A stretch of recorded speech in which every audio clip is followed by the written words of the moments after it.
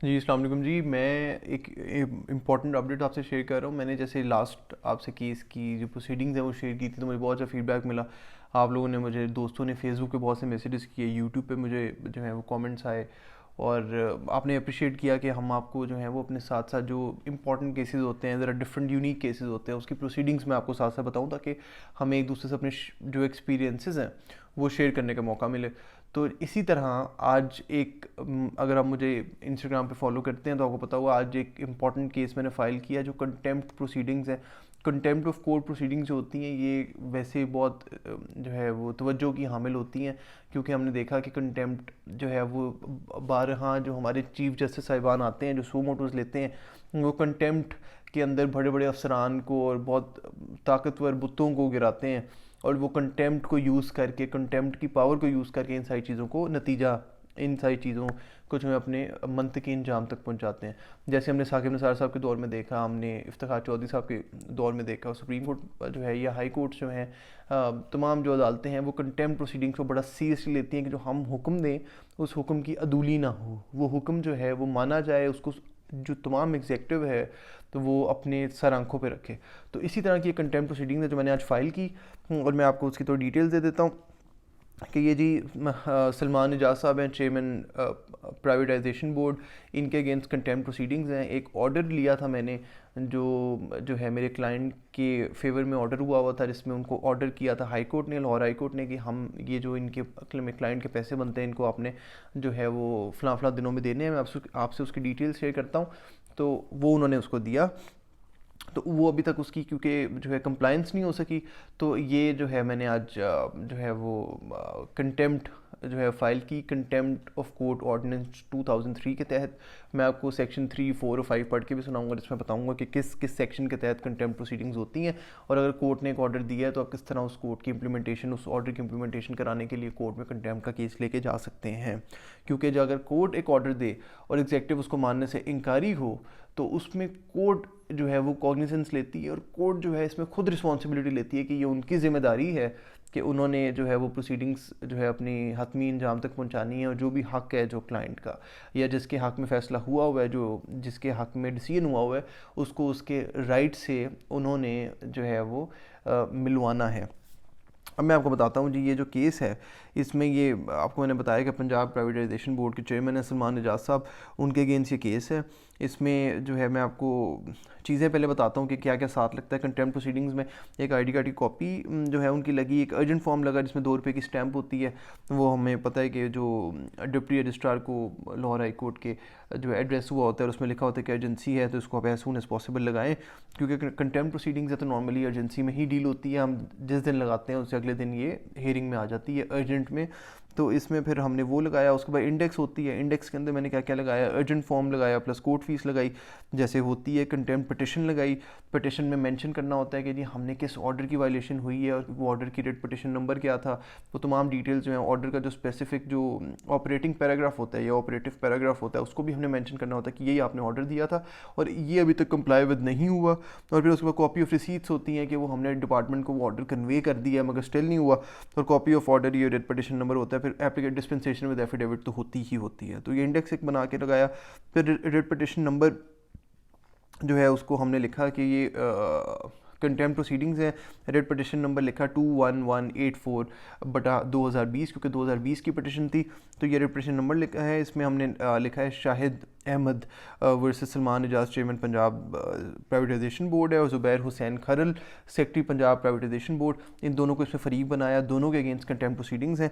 और ये पिटिशन है, मैंने आपको बता रहा था, सेक्शन 3, 4 और 5 of the contempt ordinance 2003 and article 203 of the constitution read with other enable provisions. अब मैं आपको बताऊं कि ये सेक्शन 3, 4 और 5 of contempt of court ordinance 2003 के तहत ये कंटेम्प्ट प्रोसीडिंग्स इनिशिएट होती हैं हाई कोर्ट में। अगर मैं आपको थोड़ा सा आगे जाके बताऊं कि ये जो कंटेम्प्ट प्रोसीडिंग्स हैं ये मतलब सेक्शन 3, 4, 5 में लिखा क्या हुआ है तो हम सबका फ़ायदा होगा।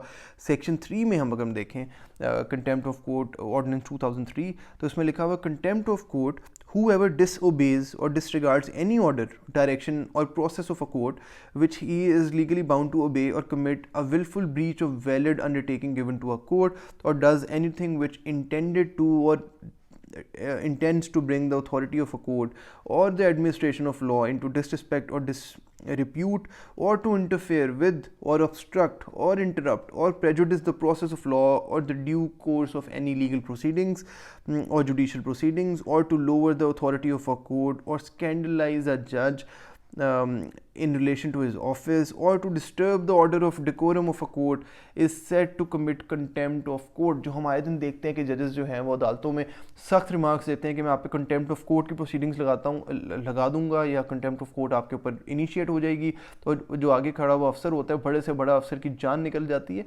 वो इसीलिए होती है कि सेक्शन 3 बड़ा वाजिया है कि अगर आपने स्कैंडलाइज किया जज को, इतना आगे तक जाता है कि अगर आपने जज को स्कैंडलाइज भी किया मीडिया में या कहीं पे, तो फिर भी कंटेम्प्ट होती है। अगर आपने उनकी बात ना मानी, फिर भी कंटेम्प्ट होती है। अगर आपने इन एनी वे कोर्ट की जो अथॉरिटी है उसको चैलेंज किया और उसको नीचे दिखाने की कोशिश की और बताया कि हमारा डिपार्टमेंट इससे ऊपर है, तो फिर भी कंटेम्प्ट की जो होती है। सेक्शन 3 इसमें बड़ा वाज़ेह है। सेक्शन 4 में जुरिसडिक्शन की बात करते हैं। Every superior court shall have the power to punish a contempt committed in relation to it, subject to section, ठीक है। No high court shall proceed in case in which an alleged contempt is punishable by a subordinate court under the Pakistan penal code. अगर Pakistan penal code में subordinate court के पास power है contempt की, तो फिर हाई कोर्ट इसमें इनिशिएट नहीं करेगा। खैर ये जुरिसडिक्शन के मामला हैं। सेक्शन 5 इसमें डील करता है कि पनिशमेंट क्या होगी कंटेम्प्ट ऑफ कोर्ट की।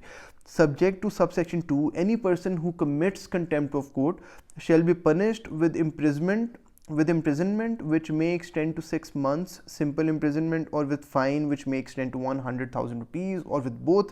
A person accused of having committed contempt of court may at any stage submit an apology, and the court, if satisfied that it is bona fide, may discharge him or remit his sentence. Punishment में वो कहते हैं कि या इसका 1 लाख रुपया जुर्माना होता है या 6 महीने के लिए सज़ा होती है। और इसके जो रेप्रिकॉशंस अगर हम देखें तो हम नॉर्मली लोग कहेंगे कि 1 लाख रुपया जुर्माना, और इसमें हाई कोर्ट लेवल पे इसका क्या बात है। जो क्लाइंट हैं वो तो इस तरह जो है वो जुर्माना दे के छूट जाएगा, जैसे हम ट्रैफिक कवानीन की जो है वो खिलाफ वर्जी करते हैं।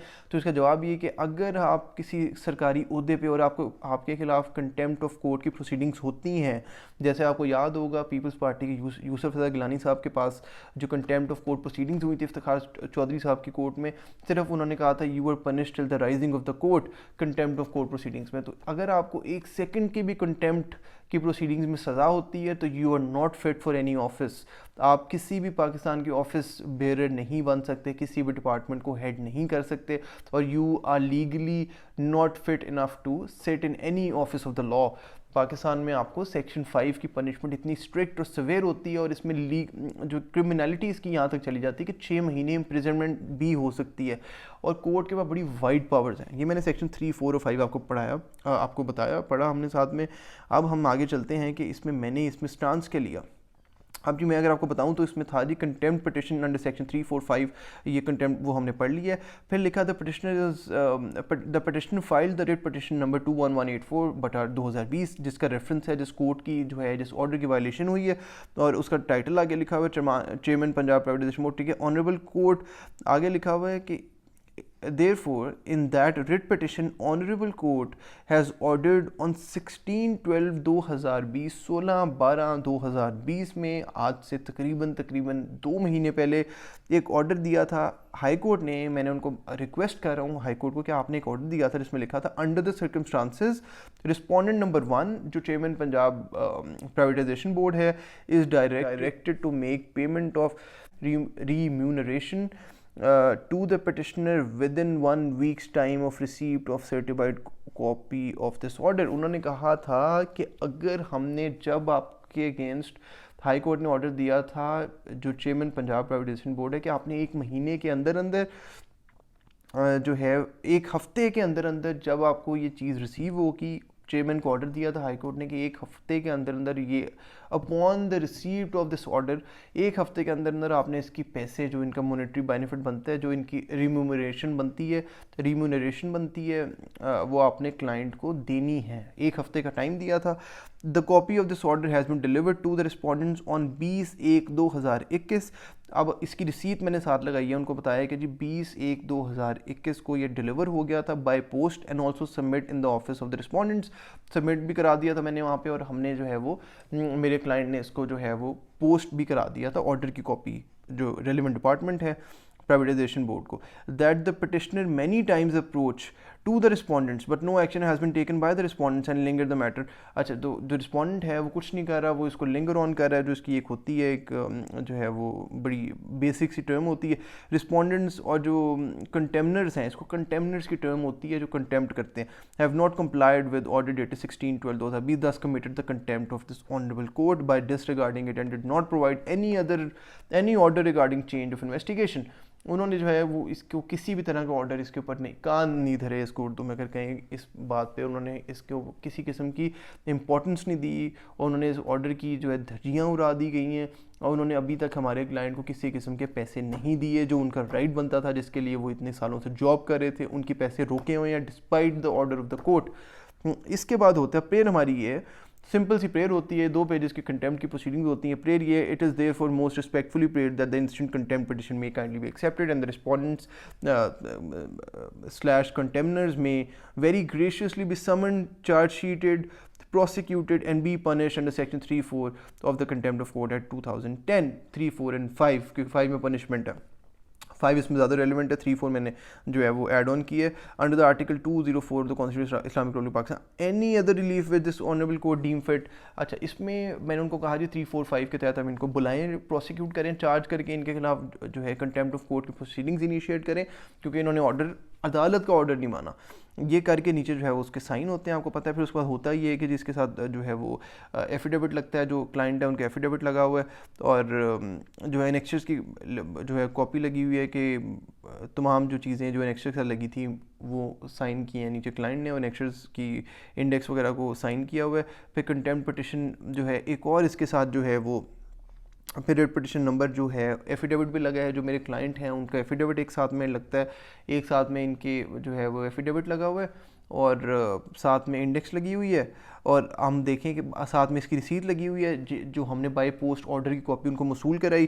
साथ में ऑर्डर शीट लगी हुई है, जो ऑर्डर था हमारा 16/12/2020 का, जिसमें लिखा हुआ है, मैं अगर आपको ऑपरेटिव पैराग्राफ इसका पढ़ के सुनाऊं, ये जिस कोर्ट का ऑर्डर है वही कोर्ट जो है इसको कंटेम्प्ट प्रोसीडिंग्स इनिशिएट करता है। जस्टिस आयशा मलिक ने 16/12/2020 में रेट पिटिशन नंबर 21184/2020 में उन्होंने मुझे ऑर्डर दिया था कि under the circumstances respondent number 1 is directed to make payment of remuneration to the petitioner within 1 week's time of receipt of certified copy of this order. Compliance report shall be submitted to the Deputy Registrar Judicial of Lahore, High Court Lahore, disposed of accordingly। उन्होंने कहा जी deputy registrar को आपने इसकी जो एक होता है standard procedure कि आपने वापस उनको सबमिट करानी। कंप्लाइंस के बाद कंप्लाइंस नहीं हुई तो इसलिए मैं कंटेम्प्ट में गया। ये ऑर्डर की शीट साथ लगाई है, साथ में जो हमने जो है रिस्पोंडेंट्स वगैरह जो हमने ओरिजिनली जो साथ में हमने रेट पिटिशन थी, वो रेट पिटिशन की कॉपी भी साथ में अटैच करते हैं। अटैच करने के बाद इस पर जो है लाहौर हाई कोर्ट लाहौर में जो है वो section 1 dispensation with further furnishing of certified copy of the annexure. Certified copies लगाने की हमने डिस्पेंसेशन जो है एप्लीकेशन साथ में लगाई है, 5 रुपये वाली स्टैम्प साथ लगती है इसमें, ये इस चीज़ के साथ फाइल में ऐड हुई हुई है। और उसके बाद जो लास्ट चीज़ इसमें लगती है वो एफिडेविट, एक और जो है वो एफिडेविट लगा है कि जो कंटेंट्स हैं जी वो इसके, तो वो तमाम के तमाम बिल्कुल ठीक है और इसमें किसी किस्म का कोई चीज़ गलत नहीं है, वो मेरे क्लाइंट का एफिडेविट लगा हुआ है। और ये सारी कंटेम्प्ट प्रोसीडिंग्स हैं।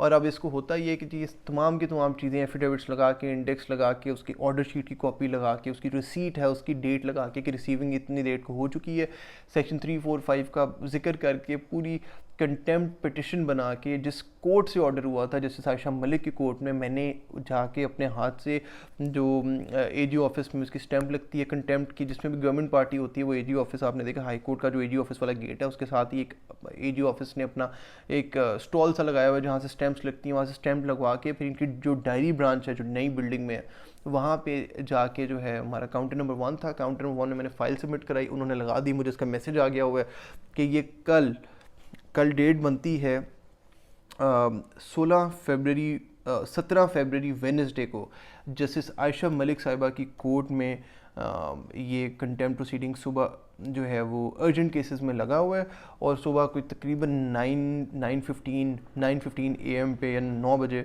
जो है मेरा इसमें हेयरिंग होगी। ये फ़ाइल हो चुका हुआ है, कल के लिए इसमें हेयरिंग है। मैं इसकी तैयारी सारी जो है वो ये फ़ोल्डर मैंने इसलिए रखा हुआ है कि इसकी तैयारी तमाम मैं कर बैठा हूँ। एनेक्स्चर्स के हिसाब से जो तमाम चीज़ें हैं, लॉ है वो पढ़ लिया, उसके नोट्स बना लिए, और ये एक पूरी चट मुझे आदत है कि मैं डेट के हिसाब से पूरी चट बनाता हूँ ताकि जज के मौके पे जो सवाल होते हैं आप उसमें कंफ्यूज ना हो। और वो करके सुबह 9:15 पे मैक्सिमम जो है वो मेरी हेयरिंग होगी। अर्ली जो है वो जो है कंटेम्प्ट प्रोसीडिंग्स को प्रायोरिटी मिलती है क्योंकि मैंने साथ में एजेंट फॉर्म भी लगाया हुआ है। तो ये सुबह हेयरिंग होगी, मैं आपको इंशाल्लाह अपडेट करूंगा कि कंटेम्प्ट प्रोसीडिंग्स का जो हेयरिंग थी लाहौर हाई कोर्ट में ये मेरी किस तरह की गई। और कल मैं करता हूँ तो उम्मीद करता हूँ कि फ़ैसला हमारे हक़ में होगा और जो कंटेम्नर्स हैं इनको जो है वो लगाम डालेगी लाहौर हाई कोर्ट। और ये अब कल के ऊपर सारी बात है। और हमारा इसमें जो है नंबर है, नंबर भी लग गया, 16/2/2021 को जो है ये फ़ाइल हुई है और 17/2/2021 के लिए लग चुकी है।